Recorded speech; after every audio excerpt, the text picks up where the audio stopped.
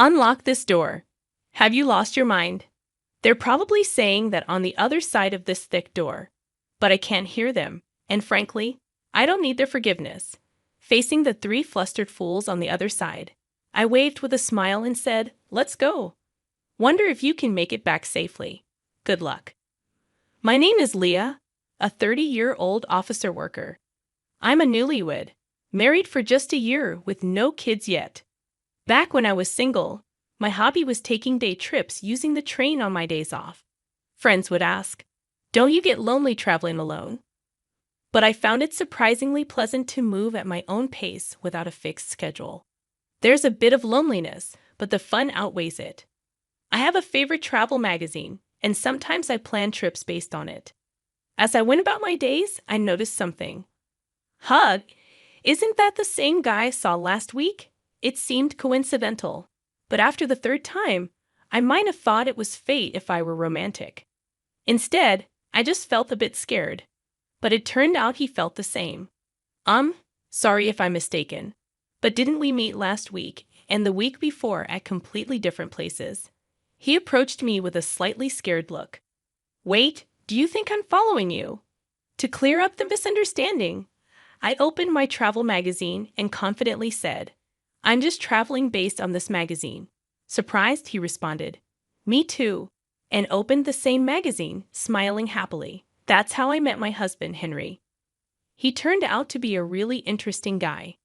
Being cautious by nature, I always end up carrying a lot of stuff, but he said, "I always travel light so I can move easily. Nowadays, with cashless payments, you hardly need cash. A mobile phone is enough." He laughed joyfully. Talking with someone with such different values was very stimulating. We hit it off, discussing our favorite travel destinations and exchanged contacts. Though we both liked solo trips, we started going out together more often. Surprisingly, I enjoyed sharing memories with someone else, and I found that local food tastes even better when shared.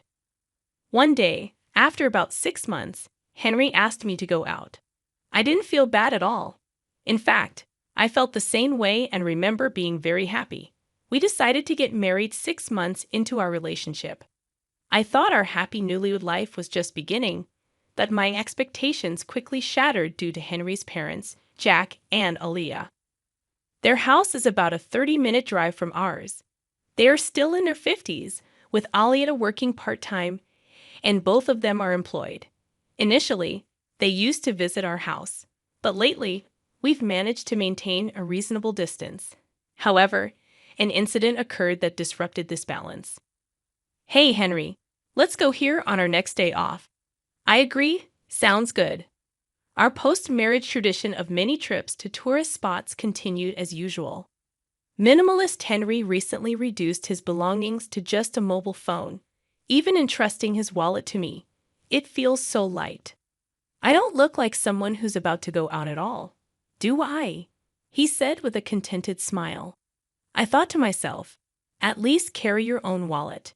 But it wasn't really a bother. It was an ordinary conversation, but that day was different.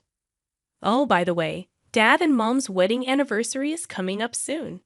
How about we invite my parents on our next trip? Henry's sudden suggestion made me tense up. Of course, there was a reason for that, but I couldn't just say no. So I responded, "Yeah, that sounds good." We haven't seen Aaliyah and Jack recently anyway. Unaware of my slightly strained face, Henry didn't notice a thing. The next day, they were really looking forward to it. When I called, he told me, "I guess I have to give it my best shot." So I steeled myself. Honestly, I'm not comfortable around my parents-in-law. They're not bad people, we're just not a good fit. I'm more on the reserved side, not fond of noisy places, and this applies to people too. Talking to high-energy people can be mentally exhausting for me. Speaking of my parents-in-law, they are incredibly cheerful. When I first met them, their exuberance overwhelmed me. "Nice to meet you. I'm Henry's mom, and I'm the dad," they announced loudly, like comedians, making me stiffen up involuntarily. That time, the four of us, including Henry and his parents, went out to eat, and they chose the restaurant. I wondered if it's their favorite place, but when we got there, It was an all-you-can-eat buffet. Meeting their son's girlfriend for the first time at such a casual place made me laugh. We're so nervous today. We haven't eaten anything since morning, Alia, who didn't seem nervous at all, said cheerfully to me. That's right, that's right. Plus, we have to get our money's worth. The true reason for skipping breakfast was quickly revealed by Jack. Their loud voices attracted quiet laughter from nearby tables. Embarrassed by then and wanting to go home, looking sideways, thinking Henry must feel the same, I was surprised to find he wasn't there. He had gone to get food. Not to be outdone, the parents-in-law also got up, piling their plates with food. Are they planning to hibernate after eating so much? Can I really become part of this family? I managed only a forced smile at their overwhelming presence. I barely ate that day, nervous as I was, feeling uncertain about the future with Henry. I was touched when they said at parting, "What a wonderful girlfriend Henry has. He may be awkward, but please take care of Henry from now on, Leah." I was simply happy to hear that. I loved him too, and I thought the parents-in-law weren't bad at heart. So, when he proposed a few months later, I faced no hesitation, but it turns out I'm not adept at judging people. At our wedding, the bridegroom's parents, my parents-in-law, completely disregarded the ceremony and focused solely on eating, leaving my own parents utterly disillusioned. Henry has a brother, Jonathan, who seemed to be the only sensible one. I'm sorry my parents showed such an embarrassing side. It's really shameful. Jonathan came to greet us politely. As I heard from my parents, Jonathan, who lives alone, seems to have a strained relationship with his parents. It appears the feeling is mutual, as they once complained. That boy is always so noisy with his complaints. Just the other day, he bragged about buying several eggs when it was limited to one per person, and I scolded him for it. Seemingly annoyed, he replied, "Don't you feel guilty about benefiting yourself at the expense of others?" Hearing this story, I thought to myself, isn't that a fair point? What's wrong with that, Aliyah? I honestly felt that way when the parents-in-law came to visit our new home. They arrived empty-handed, which wasn't a problem. But then they started rummaging through our shelves, exclaiming, "Isn't this the snack they're advertising on TV? I've been wanting to try it. Oh, and this one too." They foraged through my hidden snacks like they were on a treasure hunt. Even though I bought those snacks, Henry, without any malice, said, "If you want them, take them home. That's fine, right, Leah?" I wanted to smack him right then and there. All I could do was respond with a forced smile. I had a suspicion, but it was clear now. The parents-in-law were moochers. I want this, I want that, give me, give me. In the early days of our marriage, they came over every week, sensing an opportunity, and I was almost driven to neurosis. Hey, don't you think there's something off about Aliyah and Jack? They're kind of annoying. My anger exploded, and I ended up fighting with Henry. Despite how angry I was, Henry looked puzzled and said, "No, not really. Is it that strange? They've been like that since I was a kid. Don't worry about it," he said, patting my shoulder lightly, which made me furious. "Are you kidding me? If this keeps up, I'll divorce you. Just do whatever you want." My raised voice seemed to alarm Henry, and he quickly put an end to the parents-in-law's invasions. I don't know what Henry said to them, but since then, we've been living peacefully. However, the thought of traveling with the parents-in-law naturally made me anxious on the day of the trip. I was taken aback to see them waiting. "It's been a while, Lee. I heard you've been busy with work. Must be tough." Alia spoke to me, but I was far from calm. The reason lay in the appearance of the parents-in-law. Alia and Jack, where's your luggage?" Looking closely, Alia and Jack had brought nothing with them, even for a day trip. Isn't it normal to bring at least a bag? We wanted to be ready to move quickly, and I have a sore shoulder. Their response echoed something I'd heard before, and it was baffling. The rest of the trip went as badly as I feared. It was soon revealed that the parents-in-law had forgotten their wallets. Feigning ignorance, they said, "That's strange, isn't it?" Watching them play dumb, I thought, maybe it's better to just call off this trip or even cancel it. Yeah, Unfortunately, my feelings weren't understood, Henry, looking exasperated, said again. My folks have always been like this. I'll cover for them, but make sure they pay me back. It seemed the trip would continue as the parents-in-law laughed and apologized. All I felt was disgust. Even after we arrived at our destination, the parents-in-law's rudeness didn't stop. They complained to the store staff. Isn't there any free tasting? Wow, stingy, huh? When I, feeling thirsty, bought a drink and hadn't even taken a sip yet, Alia said, "Can I have a sip of that? I'm thirsty too. I can't believe I forgot my wallet, huh?" While I forced a smile, an exasperated Henry intervened. "Stop it. It's embarrassing. Look, I'll buy you one." Overhearing this, Jack muttered under his breath, referring to me. What a stingy woman, lacking compassion. I didn't miss his comment. I could say the same to you. I should have left at that point, but I was a bit stubborn. A similar incident happened twice more afterward. Apparently, the first trip was so enjoyable that Alia contacted Henry for another. When I saw them on the station platform, I couldn't help but feel chills. The second time they brought their wallets, but when the moment came, oh no, this is the wallet I used before. I rushed out in such a hurry. Their obvious lie was something only Henry would believe. And on the third trip, they forgot their wallets again. By then, it was clear it was a deliberate act. Alia, excuse me, but did you deliberately forget your wallet? You never intended to pay, did you? I hit the nail on the head, and her face turned red. Hey, what a rude woman you are. Apologize to Alia. Jack glared at me, demanding an apology. No way. I've thought this for a long time. Both of you are just too greedy. Caught in the argument with the parents-in-law, Henry seemed at a loss. Tourists around us watched curiously, noticing their gaze. Henry seemed to feel ashamed and finally said, "Stop it, please," breaking down crying. I felt truly disillusioned, but the parents-in-law reacted differently. Rushing to a crying Henry, Alia said, "I'm sorry, Henry. It was my fault." "You're so kind to cry for me," with Jack quietly standing beside her. I didn't know how to react to this farce. Only one thought came to mind. Yeah, this is impossible. Let's get a divorce. That was all I could think, seeing Henry's tears. The parents-in-law seemed to lose their fighting spirit. Leah, we know we're often in the wrong. It's Henry's money. But still, we've taken advantage of him. It's Henry's money after all. I don't know why they said it twice, but their words, dripping with sarcasm, showed no real remorse. And so, it was confirmed that they had deliberately forgotten their wallets.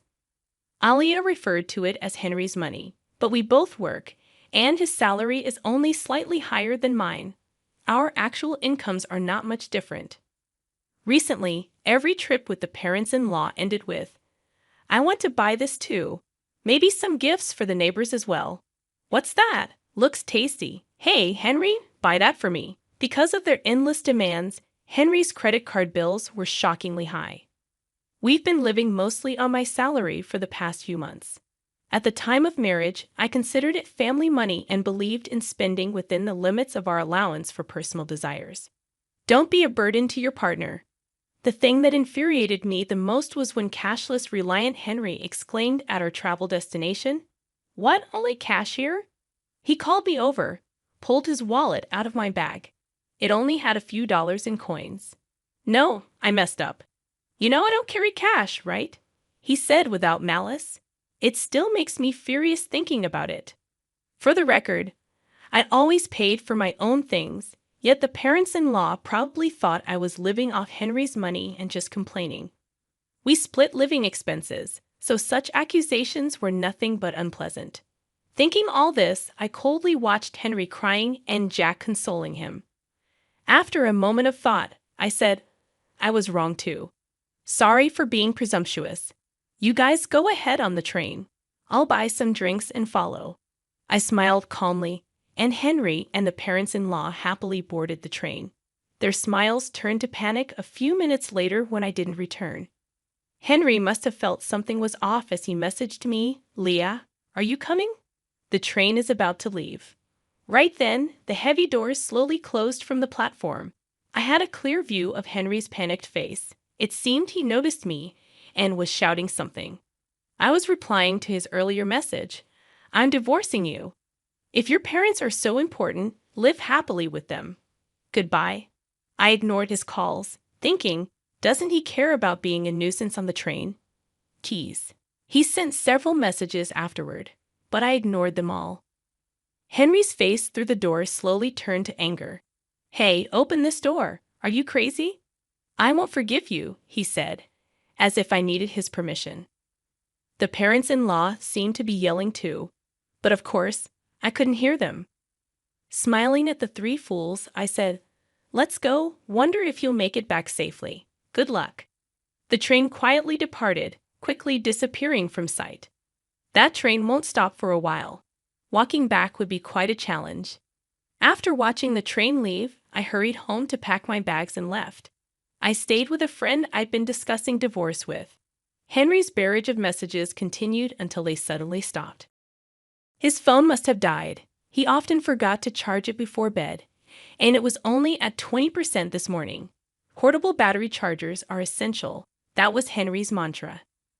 But his crucial portable battery charger was in my bag, along with his wallet. I left all the belongings he entrusted to me at home. He must be panicking by now, but that's not my concern. While planning my next steps with my friend, my mobile phone rang. The caller was unexpected. Jonathan, Henry's brother. Leah, I'm sorry. Did something happen? According to Jonathan, Henry's phone had run out of battery, and in his panic, he dropped it, shattering the screen. Unable to reach me, the desperate parents-in-law could only think of one person to call. So I got contacted, but all I got was, ask Leah for the reason. He seemed unwilling to say more. I told Jonathan everything about Henry and the parents-in-law without holding back. As I spoke, I could hear Jonathan's voice getting sharper over the phone from the other end. Leah's making a fool of us. Tell her off, Jonathan. The in-laws were loudly insisting that Jonathan, with his way with words, would outtalk me. After I finished explaining, Jonathan snapped, Hey, you scoundrel. Are you stupid? What, you scoundrel? I had heard from Aliyah that when Jonathan gets really angry, he becomes intimidating with a high-handed tone. And since Jonathan only speaks sense, Henry and the parents-in-law can't retort when he gets like that. I could hear the in-laws arguing in the background, but I quietly hung up the phone. Henry was not content with the divorce. But after I conveyed through a lawyer that I wanted to divorce without any further contact, he reluctantly agreed, accompanied by Jonathan.